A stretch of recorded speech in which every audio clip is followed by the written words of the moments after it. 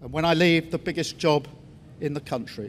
যুক্তরাজ্যের প্রধানমন্ত্রী Keir Starmer যখন নিজের পদত্যাগের ঘোষণা দিচ্ছিলেন তখন তার কণ্ঠে আবেগের ছাপ ছিল স্পষ্ট। বক্তব্যের শেষের দিকে তার চোখে পানি দেখা যায়। বিদায়ী বার্তা দিতে গিয়ে ভারী হয়ে ওঠে তার কণ্ঠ। And being the best dad I can to my beautiful children who are my pride and my joy. 22 June 10 number Downing স্ট্রিটের বাইরে দাঁড়িয়ে পদত্যাগের ঘোষণা দেন স্টারমার।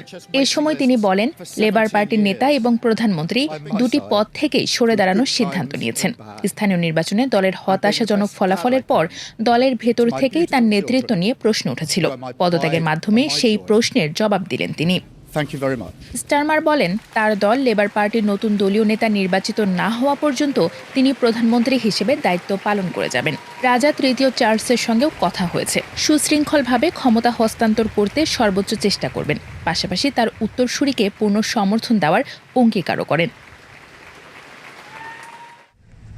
কয়েক মাস ধরেই ব্রিটিশ প্রধানমন্ত্রীর নেতৃত্বের ওপর চাপ বেড়েছে।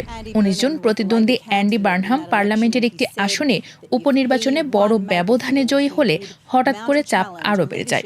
বার্নহামের ওই জয়ে স্টারমারকে চ্যালেঞ্জ জানানো এবং তাকে ক্ষমতা থেকে সরিয়ে দেওয়ার সুযোগ তৈরি হয়।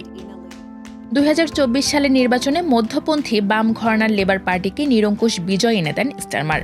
তবে একের পর এক বিতর্ক ও নীতিগত অবস্থান বদলের কারণে তার জনপ্রিয়তা ব্যাপকভাবে কমে গেছে।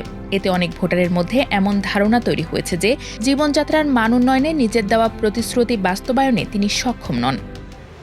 বর্তমানে ব্রিটিশ পার্লামেন্টে লেবার পার্টি সংখ্যাগরিষ্ঠ দল।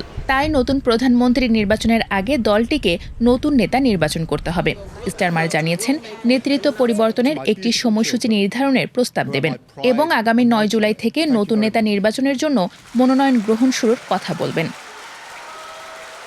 স্টারমারের আশা, সেপ্টেম্বর মাসে পার্লামেন্টের শরৎকালীন অধিবেশন শুরু হওয়ার আগেই নতুন নেতা এবং নতুন প্রধানমন্ত্রী দায়িত্ব গ্রহণ করবেন। স্টারমারের বিদায়ের মধ্য দিয়ে এক দশকের মধ্যে যুক্তরাজ্যের 7ম প্রধানমন্ত্রীর আগমনের পথ খুলে গেল।